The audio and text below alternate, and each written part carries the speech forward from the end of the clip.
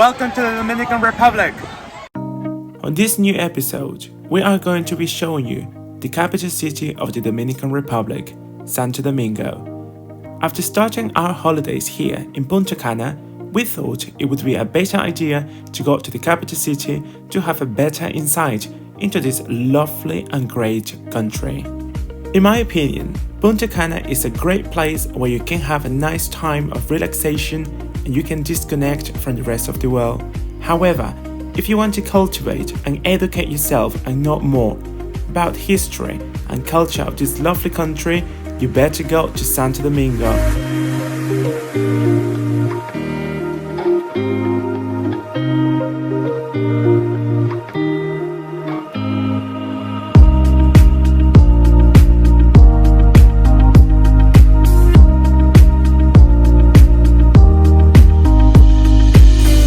Hello guys, good morning from Santo Domingo. Today is our second morning here, and today we are going to start our day by having breakfast, and then we are going to go to the oldest church in the American continent, built by the Spaniards of course, and we are really excited. And we've chosen to come out very early, so it's a lot cooler. We don't have to worry too much about sun cream. Exactly, because if you want to do something, just do it when it's like, you're not like comfortable, you're not like the weather is nice, because when it's too warm then you don't really want to do much. That's me. I don't know about you. You probably, I mean, if you like strong heat, and if you like burning yourself, if you like burning, if you like grilling, okay, that's, I mean, fine, then come like around 1, 2 probably. If you thought that Santo Domingo was not going to be at the same level as Madrid, then you were wrong, because they've got a menina here. I mean, you only see them in Madrid, so it's quite interesting for me to see them like over here.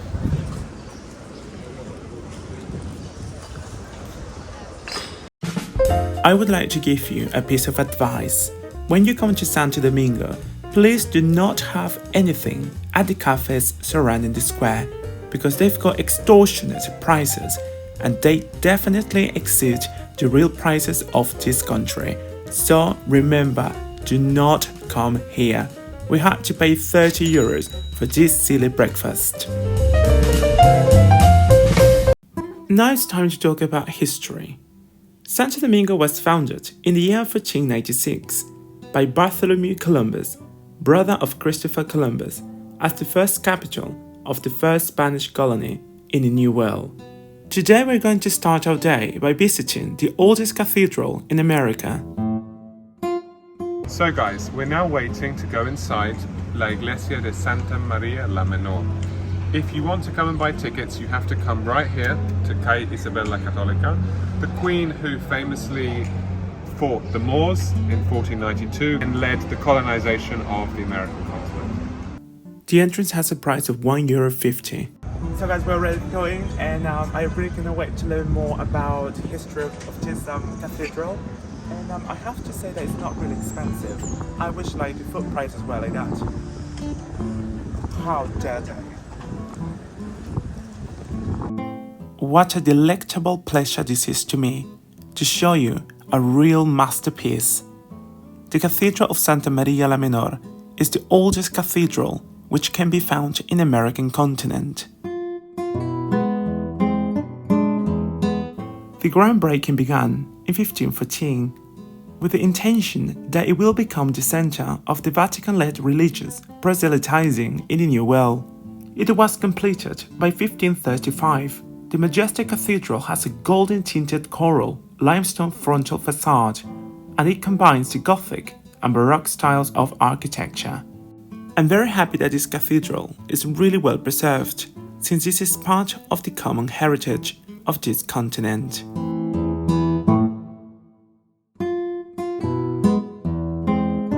Okay, so right behind us here there is a book fair, and it's really good that they are encouraging young people to read and take an interest in literature.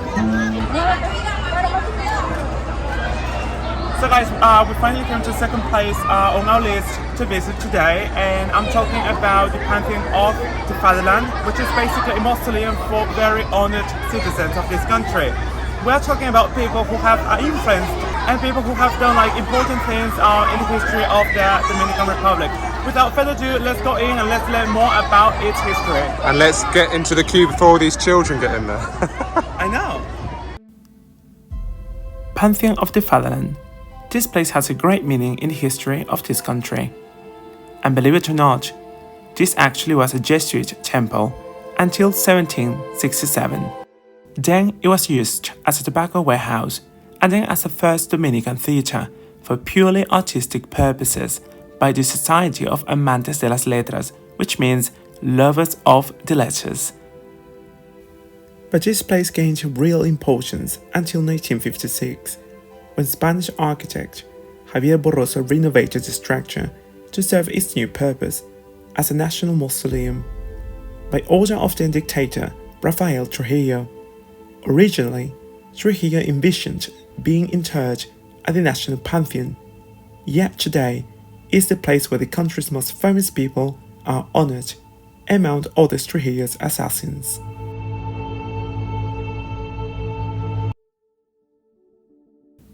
Now we would like to take you to another special place in this city.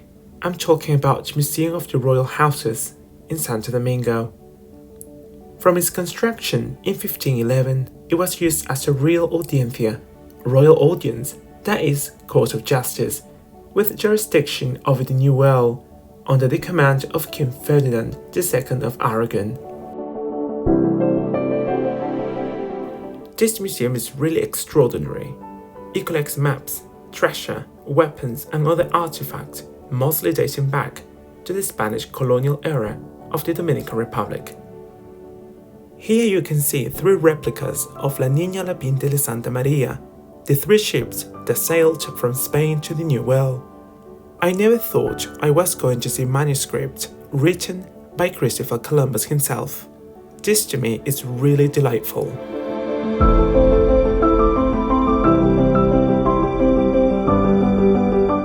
It's really impressive that without our modern technology, they made their way to the American continent.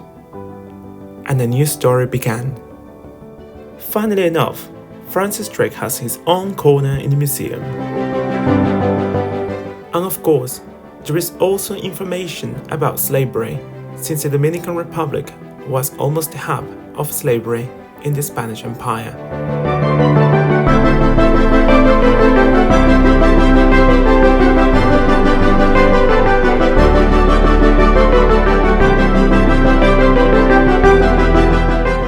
They say that the reason why there are these lovely patios throughout Latin America is because the majority of the Spanish settlers came from Andalusia. This is something you would find in Seville, Córdoba, Granada, and etc. For me, this is like being at home. So you must come to this museum if you're interested about the history of the colonization of La Española, which was the island which was taken over by Spain. It also tells you a lot about the piratry, which Francis Drake was involved in, and other methods of importations, exportations, about the process of making tobacco.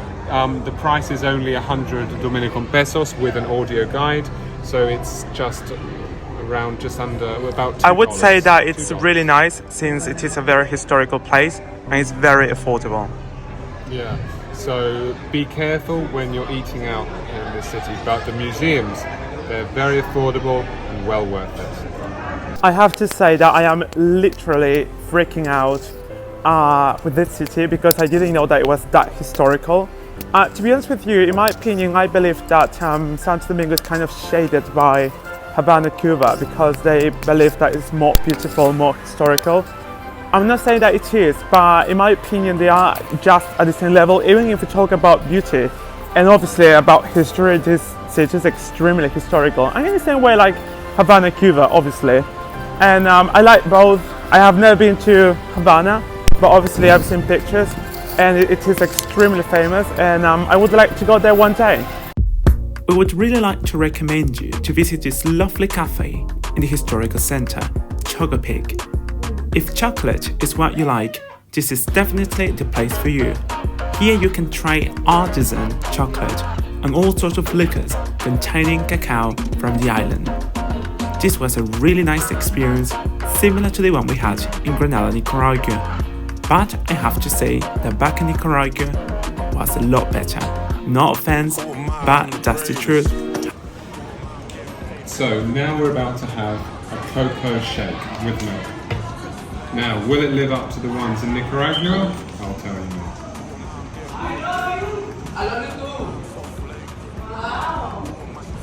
By the way, I believe that it is really tasty. However, we made a massive mistake once again. We just ordered this drink without knowing the price. We will see later.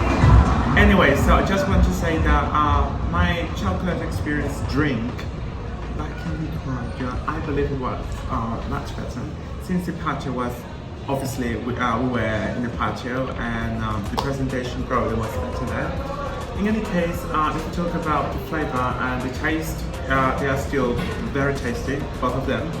And you should definitely come here after, because you can really enjoy a nice cold chocolate drink when it is warm. And yeah, we're just enjoying it. When you walk around the old town, you can definitely get Southern European vibes. Therefore, when you come to this country, do not skip the lovely and beautiful capital city. I'm getting paid, bitch. Who am I? I'm so flagrant. Who am I? She tastes flavors. We came across this lovely and succulent ice cream made of avocado containing a heart of condensed milk in the center. This is something you should definitely try when you come here to Santo Domingo. You're not going to regret it because it is mouth-watering.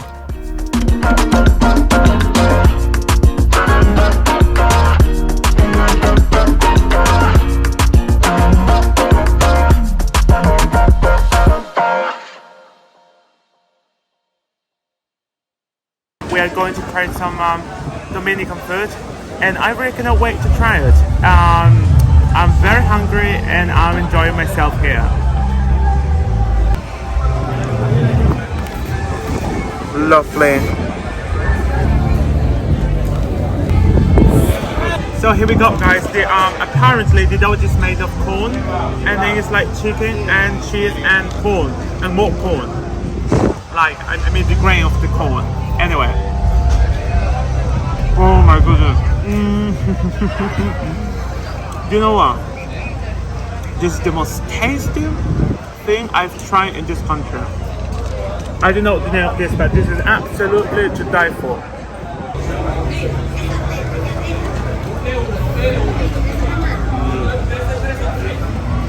Tasty, right? Since there is a very important book fair in Santo Domingo, the City Hall is going to be holding a concert every single evening, and everyone is invited because it is for free.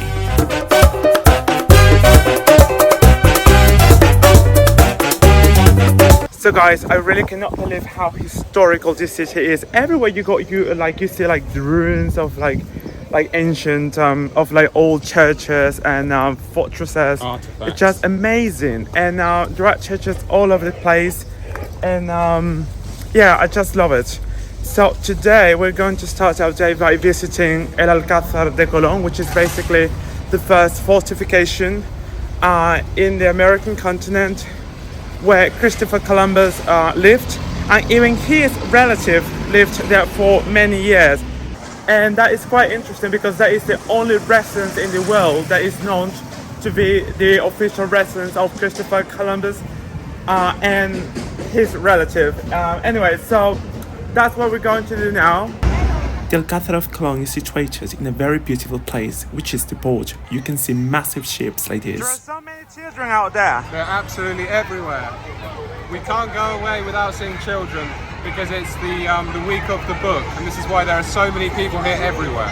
And they're happy because they don't have to go to school. Exactly, for the whole week, so they just come and walk. Now we have to go there. Let's go. That's the Alcázar. I have to confess that I can be a real freak when it comes to talk about history. I just love to inquire into the past and to know everything about what happened right here.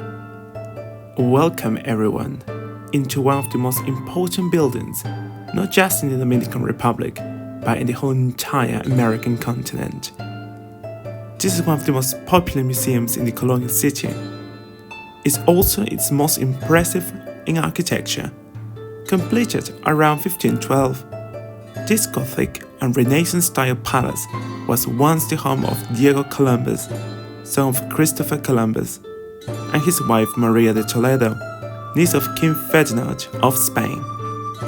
This is the oldest vice-regal residence in the Americas, and the first fortified palace turned into a museum showcasing 16th century furniture, art, musical instruments and weapons. The palace has an indescribable charm and impressive views, overlooking Plaza España on one side and the Ozama River on the other. From here, you can also see the Lighthouse of Christopher Columbus. Now what you can see here is the couple's well-preserved bedroom, which is rather incredible to me, to think about the fact that Christopher Columbus himself slept right in that bed. And from this painting of Diego and his father, we have to move to the lavish crystal chandelier-lit reception hall, where events were hosted by the Spanish aristocracy. So guys, there is a whole sea, or let's say an ocean of children everywhere, all because this is like the cultural week of Santo Domingo. It has its plus points because there's a lot of like... And this is just a part of them, by the way. They are all over the place. They're like roaches. In a good way. In a good way. No. Talking too much about history made us really hungry. Therefore, we're going to get some typical food. So guys, we're about to try something that is called cake in leaf, which is translated as pasteles en hoja. In Nicaragua, they are called tamales, and they are made of banana dough and chicken. So Richard is going to get something that is made of like cod fish and yuca dough. So we are really excited. He was about to have his first bite, and this is what happened. There is something that Richley and I have in common, and that is the fact that we are two foodies. Whenever we travel, we like to try different flavors just to see what the food is like. So guys, right now we are going to have these two arepas. Mine is made of beef and shredded beef, and Richley has the same but with cheese. What do you think? It's absolutely delicious, but it took us like half an hour to find a place where there are no children. They're everywhere. It's official. We decided to come to the zoo of Santo Domingo. Guys, those who want to come to the zoo, the ticket price is 150 DOP, which is around $2 and a bit. And even though there were so many people like in the city, there are also lots of people here as well. In my experience, going to zoos can really help me get rid of my stress. At least it works for me. So we are ready to get on that safari tour around the zoo park. Are you ready? But we've only got 2 hours until it closes. Yeah, that's the bad thing, but oh my goodness, it was such a long way to come from Santo to this part. Lots of traffic. Yes, I mean this is a big city.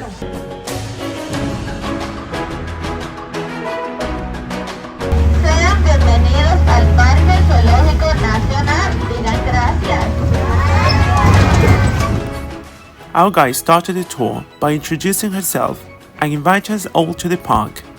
She told us that the size of the zoo is 8 square kilometers, which means that it's really big. Therefore, we are not going to be able to show you all the animals that there are in this park, since it will take us a long time, and we only have 2 hours until it closes. But if you come with time, you will definitely be able to stroll around and see all the animals of different kinds and size. In my experience, this is the greenest and biggest zoo I've ever seen in my life, with plenty of space where animals can feel almost in liberty. Therefore, I can certainly say that they have better life quality than many other animals in other zoos around the world. And I guess that the weather is another great factor in this case.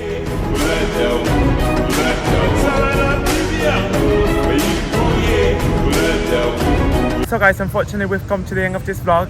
we really hope that you enjoyed the video of all of us walking around Santo Domingo, and maybe you would like to come here in the future. We just would like to say that this city is extremely beautiful, extremely well preserved. There's a lot of history here, and if you are into, you know, like the history of the New World linked to Europe and everything, you should definitely start here, because as you know, everything started here, and this is where Europe and the American continent came to meet together for the first time in recorded history. Because I know that many people say that the Scandinavians went to Canada and stuff, but nothing was written. So legally speaking, everything started right here. And guys, there are no safety concerns here. If you come to the historical center, everything's going to be absolutely fine. Try not to veer outside of the historical zone, because and everything is going to be just fine. So like don't worry literally, about it. we never felt in danger. Everything is absolutely safe here, and just nice. And you can walk you can walk around here in the evening, and there are lots of people dancing and everything. So honestly, it's a very good idea to come to Santo Domingo and not just stay in the resorts. Exactly, that's the point. You need to educate yourself. You need to culture yourself, because history is the most important, not just going to Punta Cana. In any case, thank you for watching this video, and remember, if you enjoyed the video, give us a thumbs up and subscribe to the channel. see you next time. That is going to be where? In Lisbon. Portugal. Until then, bye.